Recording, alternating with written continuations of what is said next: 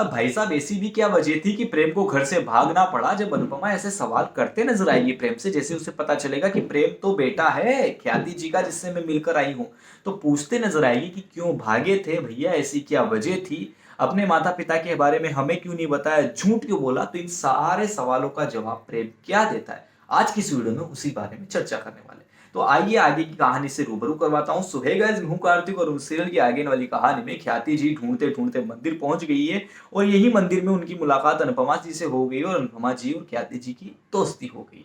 राही से भी इंट्रोड्यूस हो चुकी है, लेकिन दूसरी तरफ अनुपमा ने ख्याति यानी कि प्रेम की दादी जहां पर राही रहेगी आगे जाकर, उन्हीं से दुश्मनी मोल ले ली है।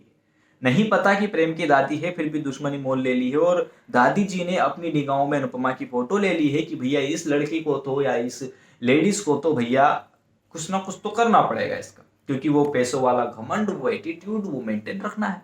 तो आगे वाली कहानी में फिर से दिखाया जाएगा जैसे ही शादी की तैयारियां चलेगी और अनुपमा की सहेली प्रेम की माँ बन चुकी है, तो प्रेम को कहीं ना कहीं ऐसा एहसास हो जाता है कि उस चुनरी में या उसके आसपास जो चीजें हैं उसमें उसकी माँ की उसको याद आ रही है। लेकिन भैया घर की माँ की वजह, माँ बुरी नहीं थी, माँ को नहीं छोड़ा था, घर को छोड़ दिया था। तो आगे आने वाली कहानी में फिर से आपको चीजें दिखाई जाने वाली, प्रार्थना खुद बताने वाली है। उसी के साथ साथ यहाँ पर अनुपमा जब इनविटेशन देगी तो प्रेम के शादी के बारे में पता चल जाएगा।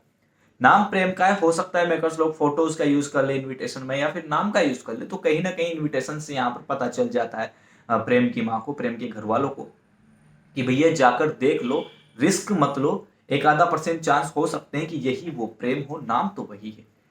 फिर तो आगे वाली कहानी में जैसे उसके घर वाले यहाँ पर घर पे टपकते हैं तो भैया माहौल क्रिएट हो जाता है लड़ाइयों वाला। अरे बाप रे बाप, ये क्या हो गया, इधर तो प्रेम खड़ा है, दोनों प्रेम इधर खड़ा है, इसके घर वाले इधर खड़े हैं, दोनों एक दूसरे को देखते हैं, टैं टैं टैं वाला म्यूजिक चलता है। देन एपिसोड एंड हो जाएगा, अगला एपिसोड आपको दिखाया जाएगा वही वाली चीज, यहाँ पर दोनों एक दूसरे के सामने होते हैं और जैसे ही सामने होते हैं भैया एक दूसरे को गले लगाते नजर आएंगे। प्रेम की माँ तो प्रेम को देखकर रोने लग जाती, दादी जी भी थोड़ी इमोशनल हो जाती है कि पोते के लिए वो प्यार तो है ही सही। बाप जो है यहाँ पर थोड़ा अखरू टाइप का है, तो अखरू टाइप का है तो उसका वो कैरेक्टर मेंटेन करके रखना है। लेकिन आगे वाली कहानी में बाप भी जो है थोड़ा सा पसीजता नजर आएगा, लेकिन इतना नहीं पसीजेगा क्योंकि प्रेम के जो भागने की वजह है वो उसके पिताजी थे, उनका वो घमंड था, उनका वो रवैया था, जिस तरीके से वो अपनी वाइफ को ट्रीट करते हैं, या वो दादी थी जिसकी वजह से यहाँ पर कहानी में वो मजा नहीं आया। अब आगे वाली कहानी में फिर से वो चीजें दिखाई जाएगी। एक चीज तो क्लियर हो चुकी है कि प्रेम के भागने की वजह उसके पिताजी थे, लेकिन झूठ क्यों बोला?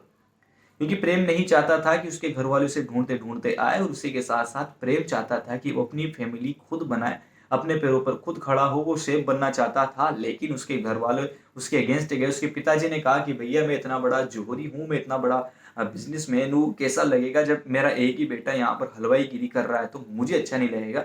इसके चलते वो मेरे सपनों के खिलाफ थे, और सपनों के खिलाफ थे तो इस वजह से मेरे को भागना पड़ा।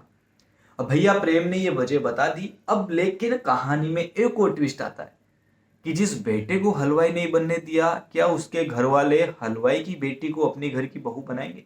इसी बात पर भैया वापस से लड़ाई हो जाती। अब प्रेम को लेकर के अनुपमा की जिंदगी में वैसे मुसीबतें कम नहीं थी कि एक और मुसीबत आ गई है कोठारी नाम की।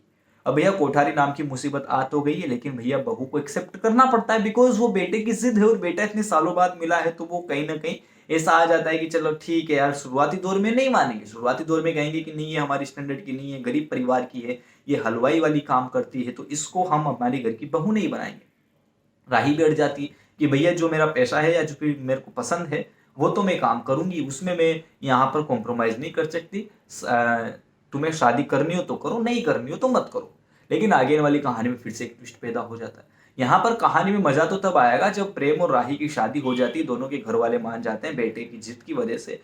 और जब घर पे जाती है राही तो एक आधा एपिसोड के अंदर वो खुश दिखाई देती है, उसके बाद उसको टॉर्चर करना शुरू कर दिया जाता है, उसको ताने मारना शुरू कर दिया जाता है, मेंटल प्रेशर देना शुरू कर दिया जाता है, अत्याचार करना शुरू कर दिया जाता है, डोमेस्टिक वायलेंस उस पर होने लग जाता है। प्रेम एक आधा बार यहाँ पर उसका साथ देता नजर आएगा, लेकिन बाद में वो बिजनेस के अंदर इंक्लूड हो जाएगा, तो एक वो बिजनेसमैन की तरह से आपको दिखाया जाएगा। टाइम नहीं है, ऑफिस में है।